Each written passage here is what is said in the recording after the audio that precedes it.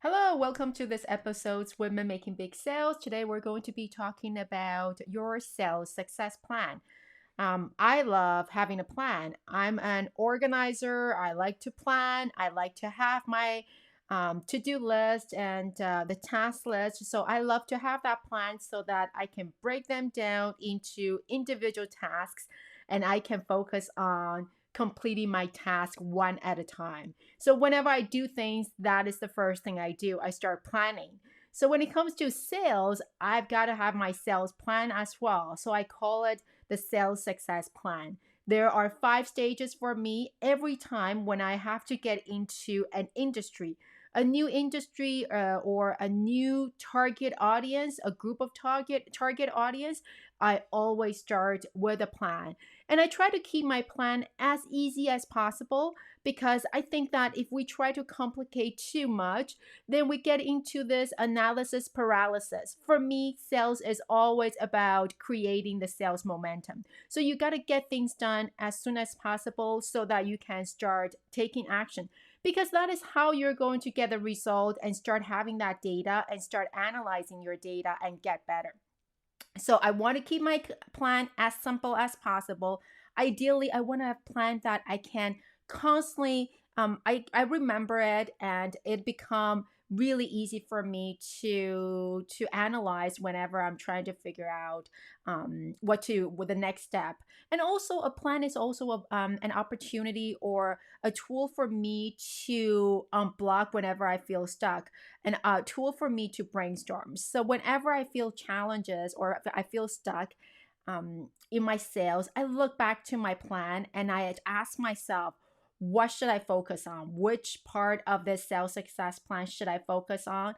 And how do I stay? How do I get unstuck? So I absolutely love my sales success plan and look forward to sharing with you today. So first of all, before we get to the sales success plan, I want to share with you a question that a lot of women ask me, and that is the difference between sales and marketing. We go after business clients, and a lot of times we need to post on social media, and some of our clients get into our newsletter, and sometimes we send out messages, LinkedIn messages or emails to our prospective clients. So which part of this process or which part of our sales, our activities constitute marketing activities and which part constitute sales activities?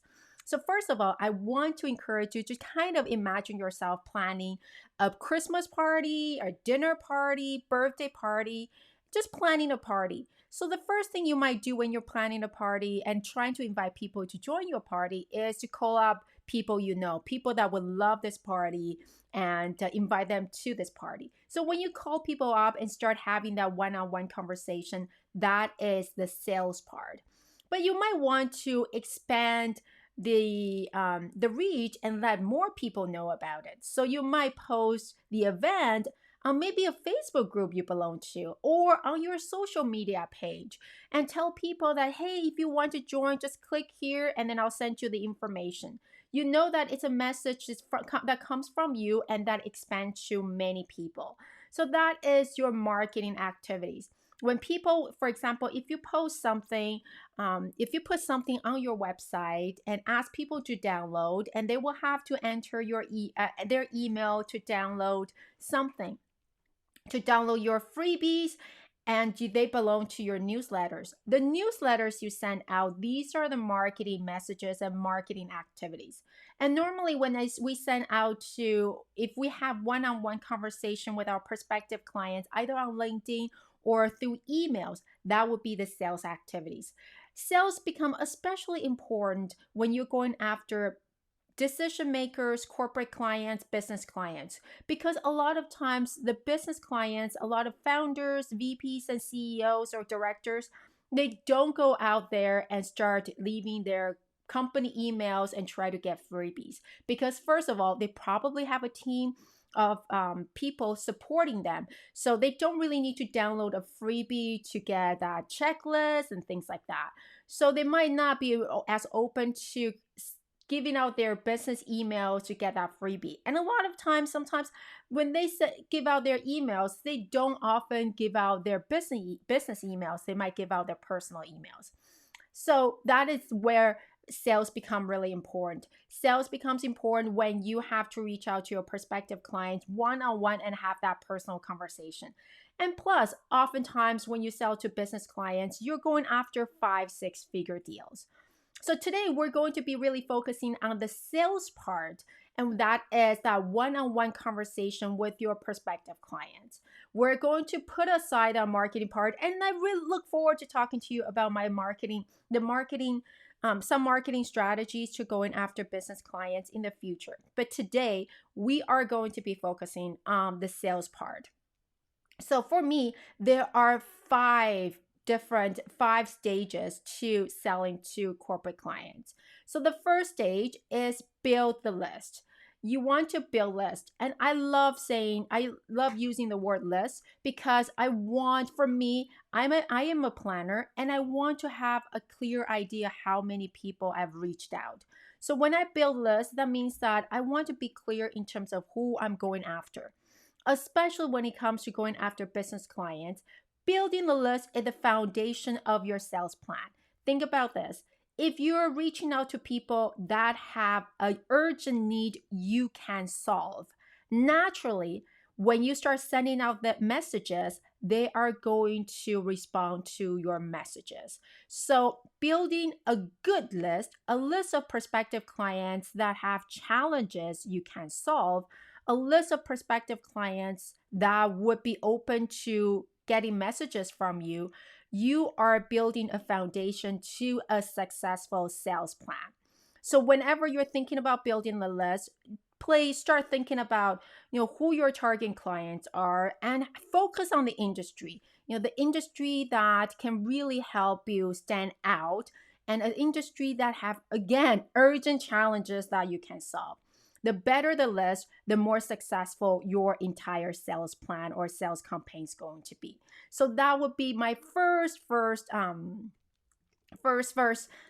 stage, is the building the list. And then now we're going to think about create your hook. Creating your hook is basically creating a reasons to reach out to your prospective clients. When we reach out to prospective clients, first of all, they might be just the introduction. I think a lot of women, we get stuck when we don't know what happens afterwards. What should we talk about after that initial introduction? Naturally, we want people to buy from us, or we want to have them as our clients. But what else should we talk about? So I would always think about a hook, a reasons to call these people. Don't make it too complicated. A hook is a simple reason of reaching out to people to invite to your event, or reach out and say, hey, I love what you're doing these days. I love what your company's doing these days, and would love to get together and get to know you better. Keep it simple. Keep it simple when it comes to your hook. So when it comes to creating a hook, always try to be helpful. When you are providing value, people are going to respond to you, to your messages. So really always ask yourself, when you are thinking of creating that hook, ask yourself, how do I help people capture opportunities? What are the opportunities they have, and overcome challenges? Maybe they've got some challenges, and you can be creative and find ways to create a hook to help them. It's all about being creative. I love at this point to write down tons of different ideas for my hook. Keep it simple and be creative. Be willing to just be there, genuinely help people.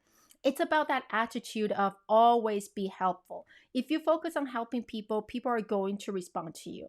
And the hook can even when you're thinking about the hook, always remember it's as simple as inviting somebody to your party. Remember, we talked about at the beginning, sales is a simple gesture of inviting people to your party. Sometimes people might say, yes, I can make it, great, and look forward to seeing you there.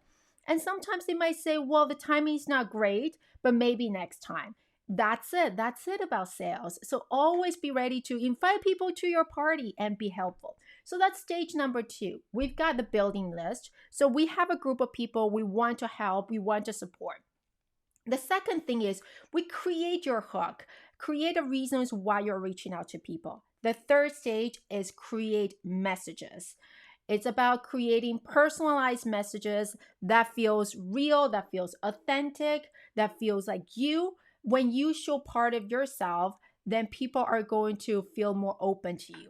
Today's world, people are constantly bombarded by sales messages on LinkedIn and on their emails, on their social media platforms. People are tired of those generic sales messages. What they want is they want to be treated like individuals, as individuals. We talked about sales. Here is about one-to-one conversations. So when we're reaching out to people, it's about people to people. And that mindset is going to set you up for a genuine, purposeful, joyful sales conversations. A lot of people often ask me, hey, how do you stay positive and joyful after so many years of selling, selling, selling? Guess what? I've got tons of rejections. But I have to say, I love what I do and I love sales. The reason why I love it is because of mindset, the foundation of treating people, whoever I'm selling to, treating them as people, and always remind me why I'm doing this. I love sales because I love helping people. I love helping people solve their challenges. And I love the creative aspect of finding solutions and finding win win opportunities for both parties. So when you're creating messages, first thing is make it personal. Avoid any generic messages. I know that we're always looking for that perfect script, but in reality is that people are looking for that genuine you. I love to, I love to stay really casual when I write messages. So I often use exclamation marks, or I often use simple languages when I write my sales messages, because I want people to feel like this is a message coming from a friend rather than a generic sales message. And another way to make sure that your message is not salesy is to customize those message. If you can mention something personal of your prospective client, talk about previous sales conversation you had, or talk about what you noticed, their LinkedIn post, or the latest company news. Whatever you can find, whatever information you can find online about this particular company, industry, or this person, you are more likely to create this customized, highly personal, and highly authentic message. So the third stage is writing that message. Build list, create. So I'm just gonna talk about from stage 1 to 3. Build list, stage 1. Stage 2, create your hook. And stage 3, write your message. So here's where you might be going back to stage 2 and stage 3, because the stage 4 is lead your sales meeting. In the end, our goal every time we reach out to our prospective clients, our goal is essentially getting them to meet with us one to one. We sell to business clients. Our end goal is not to put our business prospects into a funnel. We sell 5, 6, 7 figures. Our business prospects, they want to meet with us. They want to know who they're dealing with. So what your goal is, the goals are, is what your goal is to make sure that you sell to corporate, you get the prospect to meet with you. And that would be the most important goal when it comes to getting your prospect, in terms of communication with your prospective clients. So what you're trying to do is get your prospect to meet with you. That would be stage 4. So before you get to stage 4, oftentimes you might have to switch stage 2 and stage 3. You might have to go back to stage 2 and create another hook and write your message. Because when you write, for example, I mentioned before that we are reaching out to prospective clients and to invite them to a party. Sometimes they might not have time to join us for that party, right? So what we're trying to do is that we want to invite them to the party again. So, for example, you might have sent out a message and they said, sorry, I can't make it. Sorry, the timing's not right. So, you want to create another hook and then reach out to them again. So, stage 2 and 3, you might continue to do stage 2 and 3 for 4 times, 5 times. But the end, your goal is to get them to meet with you to sales meetings. So you're going to go to stage 4 of the sales meeting, lead them to meet with you and get a better understanding of your prospective client's needs. And once you get to that sales meeting, that is when you dig deeper and have a deeper understanding of your prospective clients. That is also the opportunity to showcase yourself as the trusted partner. You are there to, first of all, understand their needs, and you are going to be the partner to solve their challenges. So that is the sales meeting. There's so much to talk about in that sales meeting to really create that trust and credibility. But once you have that sales meetings, then it's about closing sales, how to ask for sales, how to create a sales proposal that is going to help you stand out from your competitors. A lot of times we might have to compete for account, and some of our competitors might be a bigger, more established companies. And how do we stand out, and how do we communicate to our prospective clients that we are your ideal partner? But that is basically stage 1 to 5. Let me just summarize it. Stage 1 would be build your list. Find a group of people that have the challenges, urgent challenges you can solve. Stage 2, create your hook. Start to brainstorm, start to be creative, and ask yourself, how do I reach out to them to build that trust and credibility? How do I always be helpful? How do I find ideas to help them somehow? And stage 3, create a personal, simple to understand, succinct, and customized messages that feels authentic to you, that feels real to you. Stage 4, start to lead your sales meetings. Once you get the yes to meeting with you, then how do you plan your sales meetings so that, first of all, you can understand the unique challenges, dig deeper and understand the unique challenges of the people you are meeting with, and how do you lead that sales meeting for them to want to see you as that ideal partner. And the last thing is, how do you compete for your sales proposal and making sure that you win that proposal and you land those people, those companies, and convert them to your ideal clients.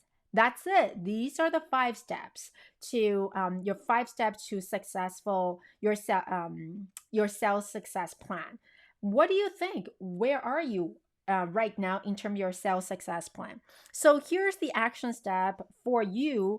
And the first action step for you is start writing it down. Write that 5 steps down. And the second step is ask yourself, look at that 5 steps. Ask yourself right now, where do I want to focus on? Where am I in my sales success plan? Is it building list? Is it create your hook or create your message or try to lead a successful sales meeting or try to make sure that I get the sales? And then the third step is, once you've decided which stage you want to focus on, break them down to individual tasks. If you're building a list, then ask yourself, what do I want to achieve to build a successful list? And that's it. That is how you make progress. Is you focus on one stage at a time and continue to make progress. All right, I hope this is useful for you. Let me know if you have any questions. Make sure to join our Facebook group if you want to ask any questions, and I look forward to the next episode. See you. Bye.